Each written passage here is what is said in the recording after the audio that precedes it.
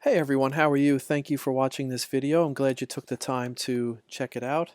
Hopefully it will answer any questions you've had on these exponent rules, and I hope it'll help you to do really well on this quiz. I think I'll go through the evens. I'm just looking at them now, and I think that the evens look okay. For the most part, that's what I'll try to do. Okay, so let's start. Number two. Number two. Let's do this guy. Pick a pen.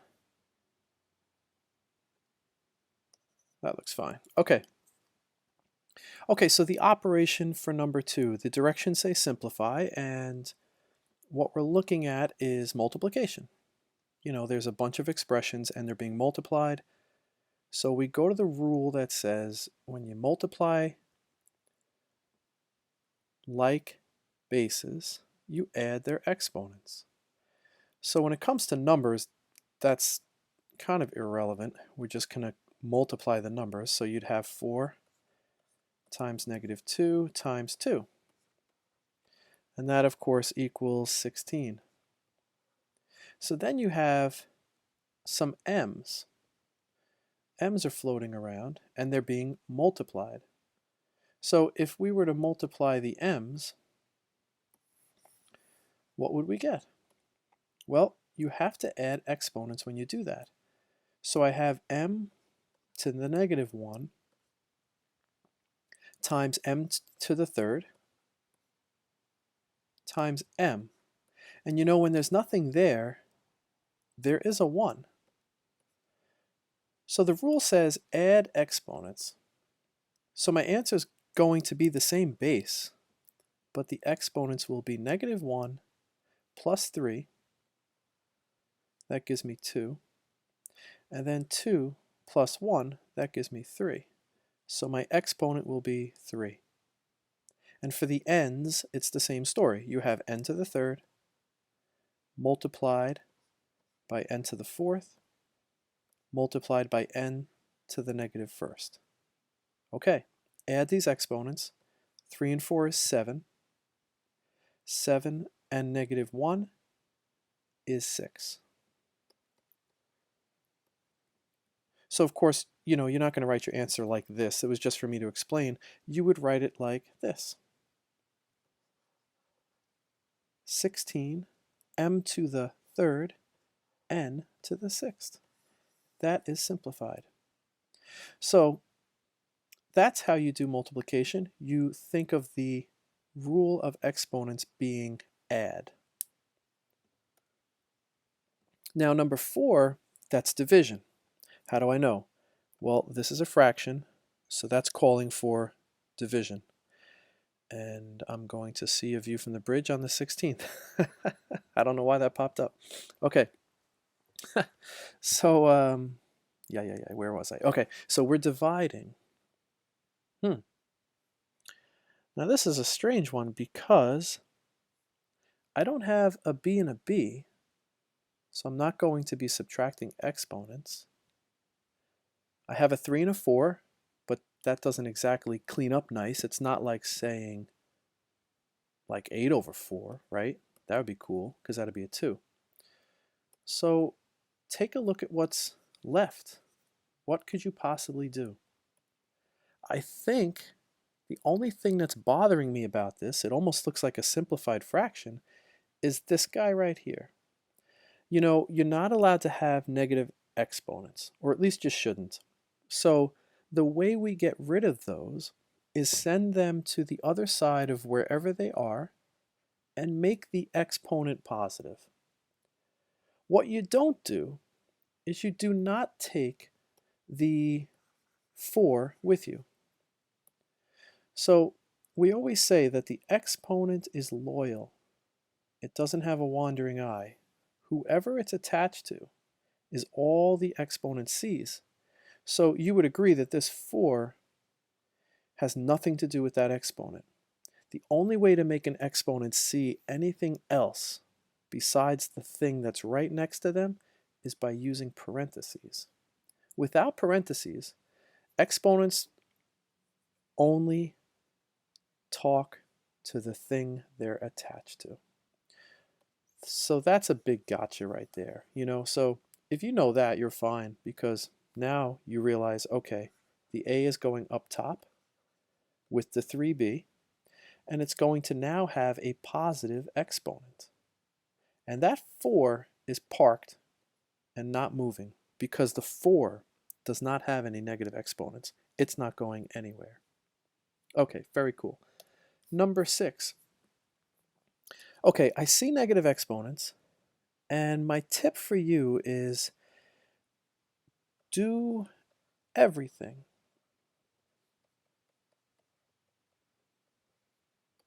that you can to simplify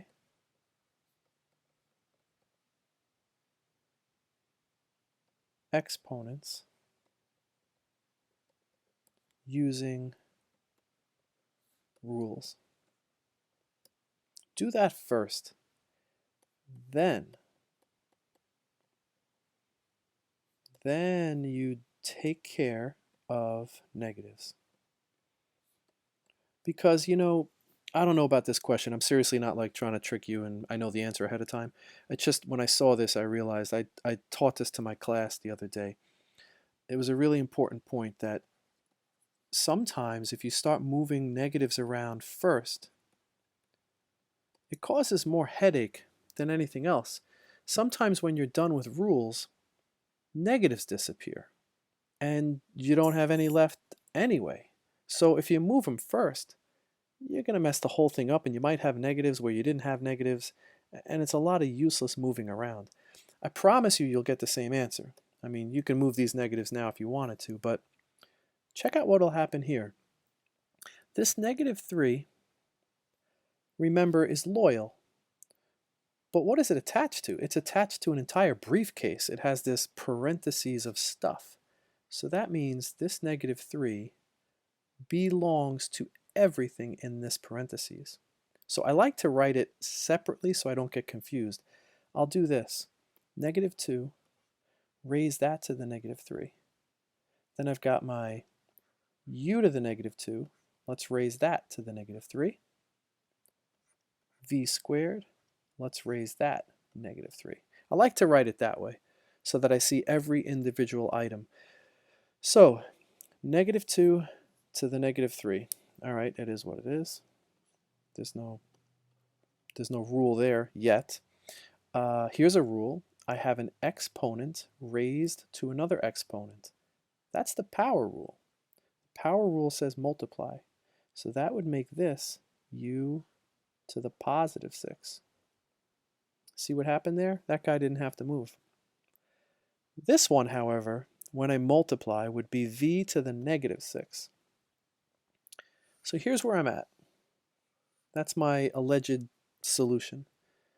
Now the rule is let's not have negative exponents. So this negative 3 is giving me trouble, as well as this negative 6. So let's move them to the other side of wherever they are. Okay, so if you're somebody just floating around on the earth, you're always over 1. So watch this. Even though this is just an expression just randomly sitting here, it is always over a 1. So that might make it easier for you to see that when you throw them in the elevator, this one can go down there, and this one can go down there. But the u to the 6th will leave right where it is. My final answer will be negative 2 to the 3rd on the bottom, v to the 6th on the bottom. Up top, u to the 6th. Now if you use your calculator, you'll know that negative 2 cubed turns out to be negative 8. So the final answer is u to the 6th on top of negative 8 times v to the 6th. So remember this rule. Do everything first, take care of the negatives last. Okay, number 8. This looks juicy. This looks very juicy. I see a lot of stuff crossing out at first. I really do. But I'll save that for later. My rule that I like to do, because like I said before, anything works, But I do like to have some kind of consistency. When I look at this problem, I'm thinking to myself, let me distribute the 4 to everybody first, and then simplify. So I'm going to do that. Okay, this might take a little while. -2, a to the 4th, b to the 4th. Okay, again, -2. For those of you screaming at this right now saying cross out the 2's, I know. I just wanted to show you every step. Same thing with this a to the 4. I know they can go away. I just want to show you. B squared. Okay. Cool. Because this is the procedure. You know, if they were different, you'd have to do this. So let's just follow. Okay. Let's see. -2 to the 4th is going to be 16. A to the 4th to the 4th, a to the 16th. B to the 4th, again to the 4th, is b to the 16th. Okay, that's the top. My bottom, 16, a to the 16, b to the 8th. I'm using the power rule to multiply my exponents. And when it came to the -2, I just used my calculator. Now we simplify. Okay, so this is the moment you've been waiting for. You want those gone, I agree. These as well. We're left with this. Division, the rule says subtract. So my final answer is b to the 16 minus 8, which is b to the 8th. Sham wow. Cool. All right, next one. 10. More of the same. Division, you know, is subtraction. I've got some power rules going on. You know, if anything were to be tricky about these questions, it's that a lot of people recognize that you're going to do -4 times 2 and 3 times 2 and 1 times 2. But sometimes forget that the numbers that are in parentheses, they also get the exponent. You know, because everyone's so focused on the power rule and how they affect exponents that sometimes when you see a number, it kind of slides past you and you just bring it down as a 2. So be careful with that. Again, that's why I go a little bit over the top and I write everything like this first.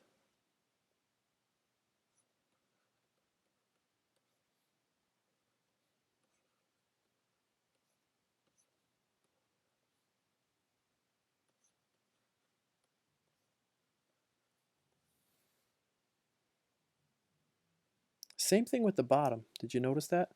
Again, it's a briefcase, so I'm going to separate these individually. Okay. That was step 1. Now let's do the power rules on all these guys. And when you have a number like this, which is kind of easy, we can just say that that's 4. Okay, 4. A to the -8th, because that's -4 times 2. B to the 6th, a squared, on top of Old Smoky. Okay, a to the 3rd, that's it, a to the 3rd. B to the 4th to the 3rd, multiply, that's 12.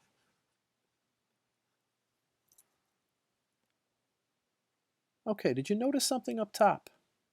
Like I was ready to subtract right away, but there is a little something shady going on. If I can find some kind of highlighter. Haha, here we go. We've got an A here and an A here on top. So I was going to subtract these A's here on the left, and then I noticed on the right, wait, there's another A. So we need to keep going and combining before we can start using the division rule of subtraction. So let's combine these two A's. This is all one big expression that's being multiplied. So I will add those two exponents.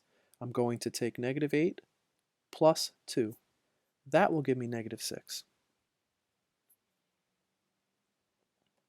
So again, there is some negative action going on, I agree, but let's save it till the last step. So now we're at this point. 4, a -6, b6 on top of a3, b12.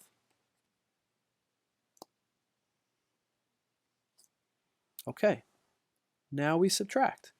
So still 4 on top, then we've got a to the negative 6 minus 3, b to the 6 minus 12. I'm subtracting the exponents. That gives us 4a to the negative 9 times b to the negative 6. Okay, now I'm done. Let's do the negatives. So let's take this and fix it. Remember, everyone's over 1. So when you say go to the other side, in this case, the a and the b are going to the denominator. And the 4 is staying right where it is. Pretty cool. Awesome. Number 12. Okay, just a little more crazy stuff. Let's distribute on the top. X9, not 6. If anyone's thinking 6, rewind. X9, and now this is Y6, not 5. Okay, put that over. Okay, I've got a couple of 2's multiplying, so that would be 4. I have an X and another X. X has a 1, this X has a 2. I'm adding them. I've got 3. I've got 2 Y's. This is kind of cool. Look at this. This becomes y to the 3 minus 3, which is y to the 0. Y to the 0 is 1. Anything to the 0 is 1. So let's just forget the y's. Okay.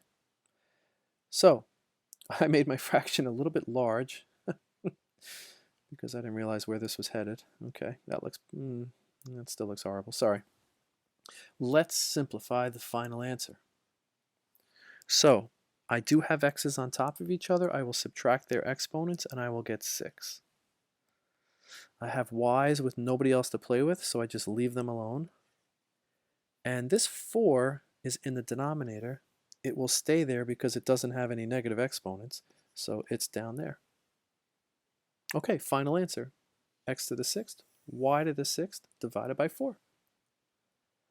So let me just show you this real quick.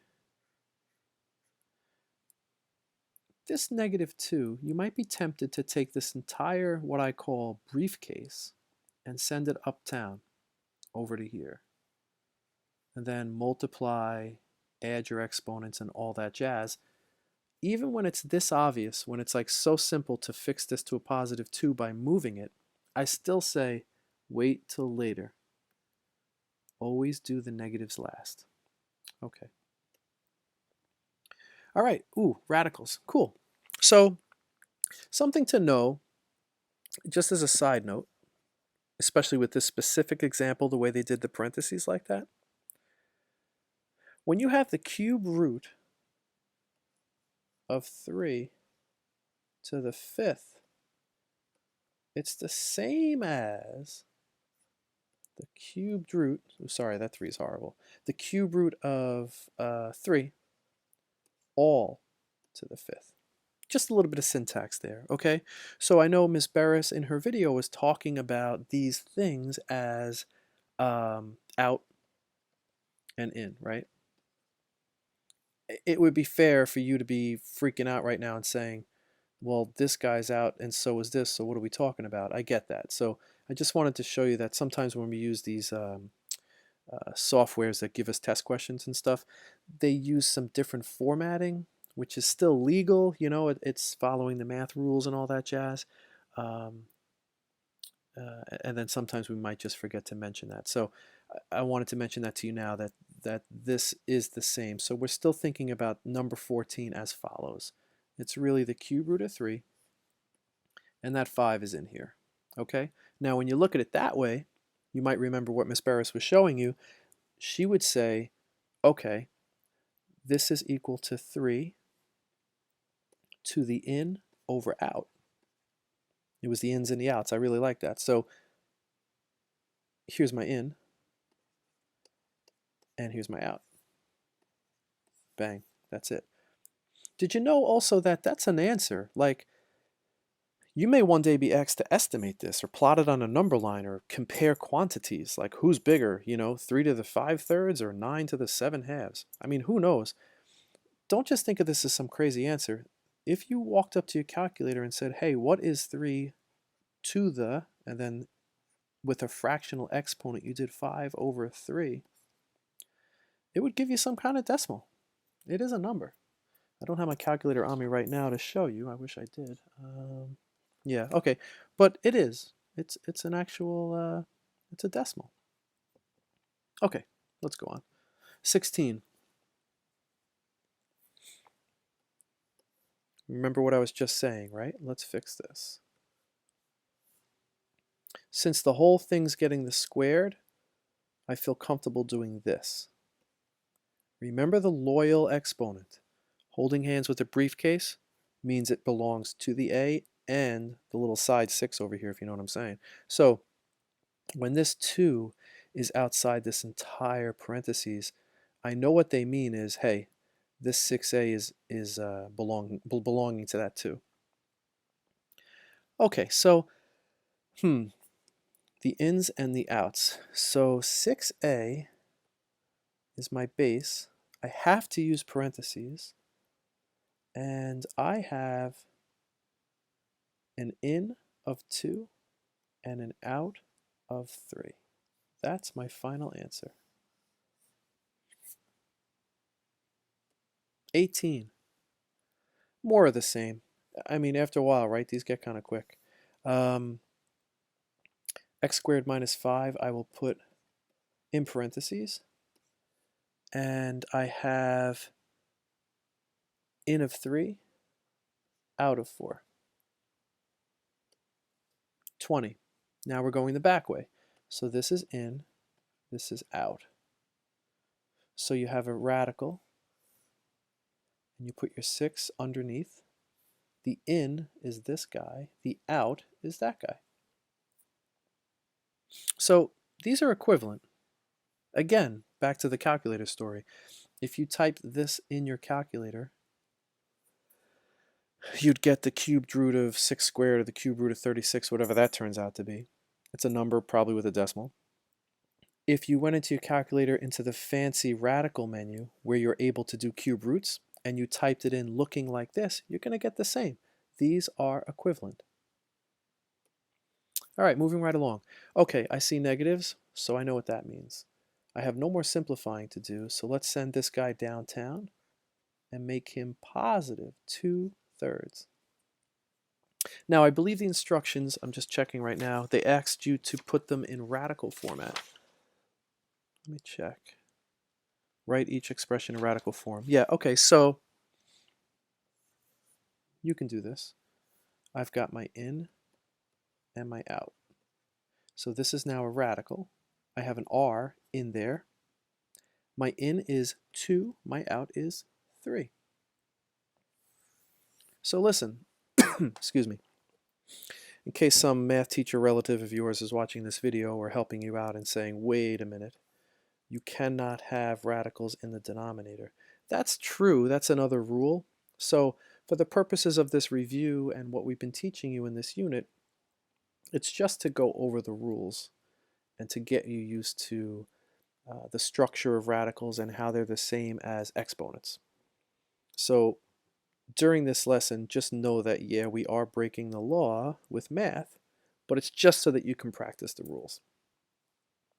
It's like when your parents let you drive in the parking lot, right? Without a license. They're teaching you how to drive. Sort of against the rules, but you're in a parking lot, so is anyone really going to get hurt, right? Okay, 24. Oh, okay, more of the same. Let's do 23. 24 looks so easy. Let's try this guy. I like it because it has negatives. Excuse me. It has a negative here, and then it's got this action here. What's going on? So, turning this into a radical, let's make it positive first. Now, is anyone tempted to make this 50? I hope not. But let me just talk about that. 50b to the negative 4/3. Ay, ay, ay. Not good, not good, not good. Big frown face. Order of operations, parentheses, exponents, multiplication. You can't just walk up with a 10 and multiplying by this 5. This 5 is inside of a parentheses. That's hanging on to a b. That's hanging on to an exponent. So this has to be evaluated first before you can multiply it by 10. Remember the whole thing about algebra, the thing that makes it so nice, is that if you had a crazy idea like that, if you thought to yourself, hey, isn't this 50? You could solve it by just plugging in a random number. This is what's so awesome about algebra. You could just say, like, let b equal 7. And then you can plug this 7 into this b, see how much you get, and then plug your 7 into this b with that crazy theory you had about 50, and see if you get the same answer. Great test strategy. It's an unbelievable test strategy. A lot of questions on the Regents exams can be solved by just plugging in numbers into your letters and seeing who is equivalent to whom, you know? Okay, so now that we know that that's not true, it's not 50. Sorry to take so long on that, but it's important. Let's see what we have to do. This briefcase is holding on to a negative 4/3, so I'm going to send that downstairs. I'm leaving the 10 up top. Because after all, he has nobody telling him to go down or up. To do that, you need a negative exponent. Okay, so that's rewritten. Now the question said to make this into radical format. So 10 on top. I've got my in and my out. So let's put 5b in parentheses. Very, very, very important. I've got my radical. My out is 3. My in is 4. Sweet.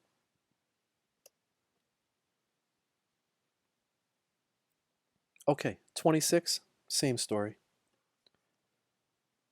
2 times radical 10x in out. The sixth root of 10x times 2.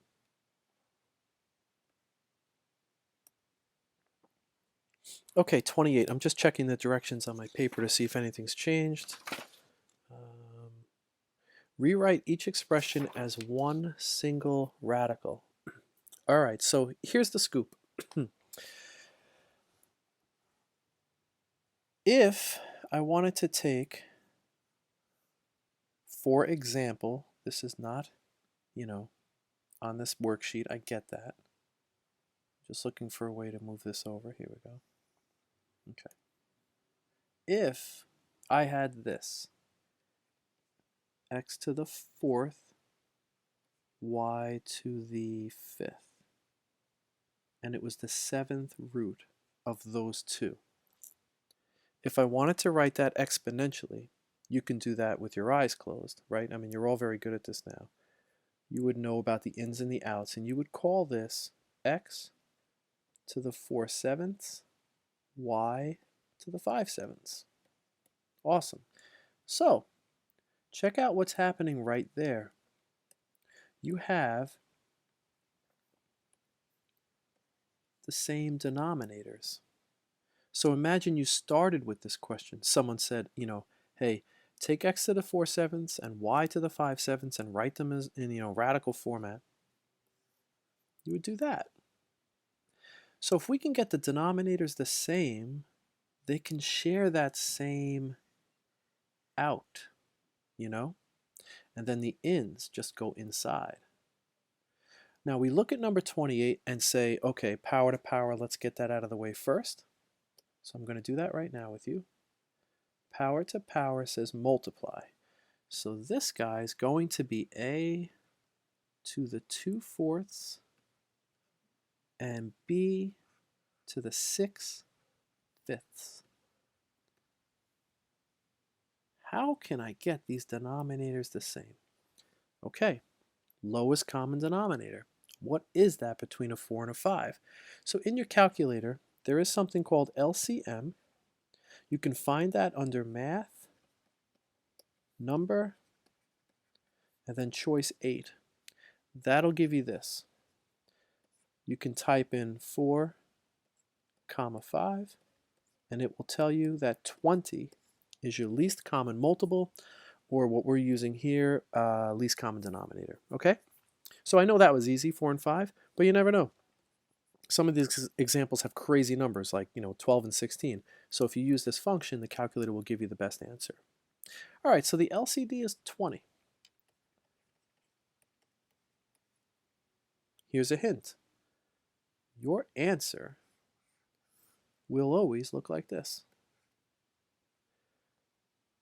And what you're going to do is raise your expressions to that 20, but make sure you raise it to 20 over 20, just so that everyone knows that you're raising this whole thing to the power of 1. 20 over 20 is 1, and you're not changing anything. Now, the next step, we're just going to multiply the top 20 times these two, because the bottom 20, the out, so to speak, we are keeping and reserving it to place it right here. So now, a to the 2/4 times 20, that's a to the 40 over 4, and this would be b to the 120 over 5. I know what you're thinking, the bottoms are still different. What are we talking about?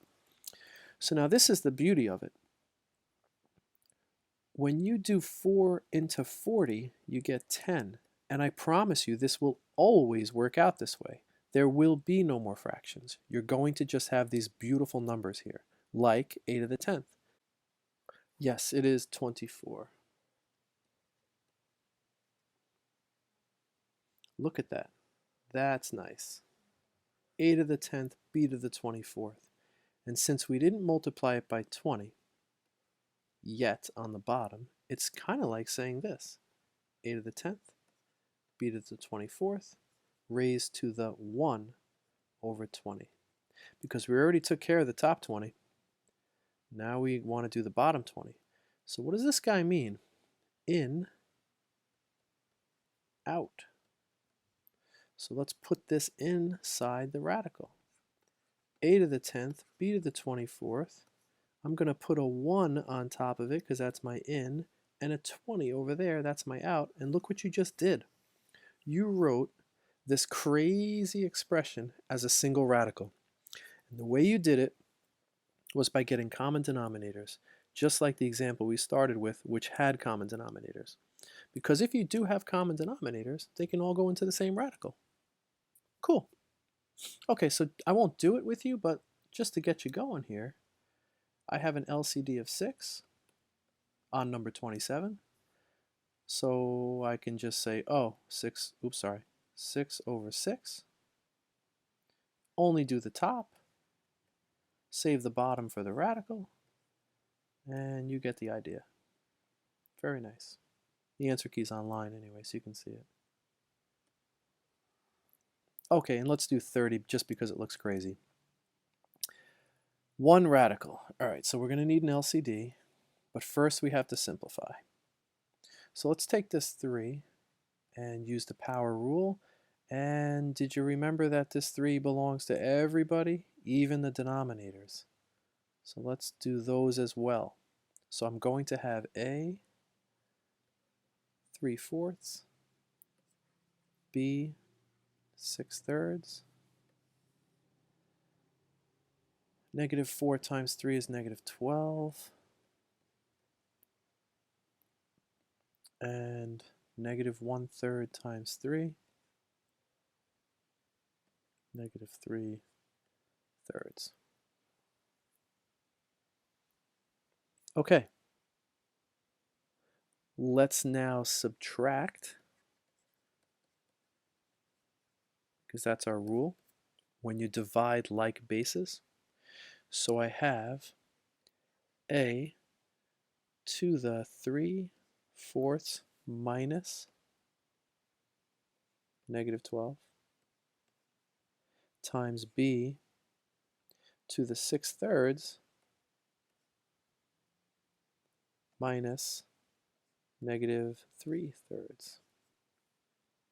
That turns out to be a to the 51 fourths. Yes, I know that's ridiculous. And b to the 3 over 1. You can't do a single radical until you get something like this. It has to look like this. If it doesn't look like that, you can't. So now that we're here, we know that the LCD is 4. So here's a little test tip again. Your answer is always going to look like that. Because why? You're raising the top and the bottom to the 4 over 4. So let me write that over here.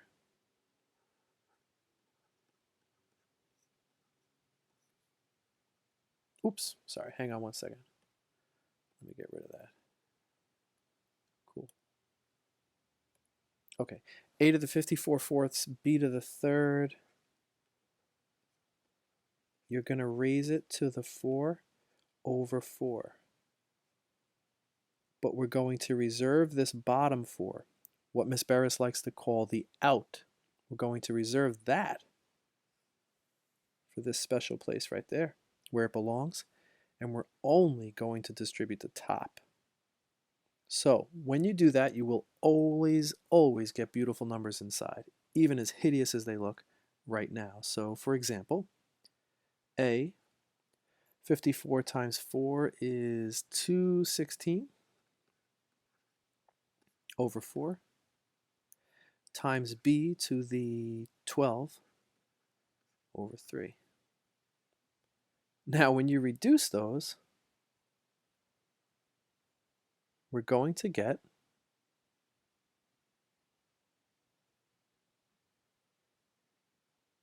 oh, sorry, hang on one second. Whoops. Okay, this is a 51. I get it. Sorry, I just caught that.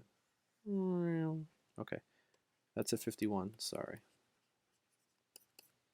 So this is a 51. My bad. I was just checking out the answer key and I realized something was different. Okay, so that's 51. Sorry. And anywhere else did I write that? Yeah, so 216 is going to change. Sorry, that's going to be 204. So let me write that in. This will be 204 over 4. Okay. Now, back to where we were. When you reduce 204 divided by 4, you get 51. So a to the 51st goes here. And 12 divided by 3 for the b is 4. Like I said, you will always get beautiful numbers when you use this method. Cool.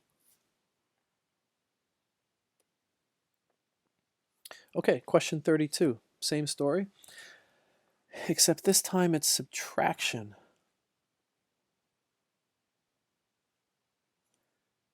So that makes me nervous because right now I'm saying, wait a minute, there's no rule for subtraction. You know, like that only happens when you're dividing exponents. So to be honest with you, when I first saw this question, it didn't exactly click and I thought maybe it was a mistake. But then I realized, hang on, these are identical. And then it hit me. It's 10 of these minus 3 of those. We're combining like terms. So you can combine exponential terms. I mean, it's not like we haven't seen this before, right? If you had x squared plus 3x squared, you'd have 4x squared. So in this case, the fractions threw me off because they do look a little strange, but they're still the same exponents, so it's just like doing this. So let's just combine those first. So always be on the lookout for this crazy example that you think you can't solve. Maybe there's something more to it, and in this case there is. It's really just 10 minus 3, which is 7, x to the 5 thirds.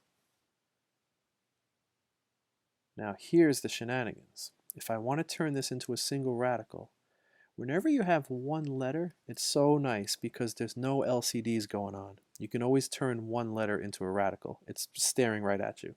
It's only when you have the two letters, like X's and Y's, A's and B's, that's when you need the LCDs and it becomes a little more involved.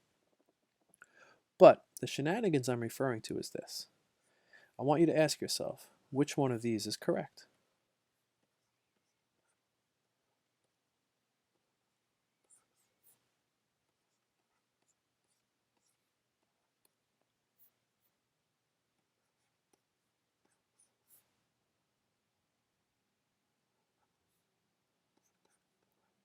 Okay.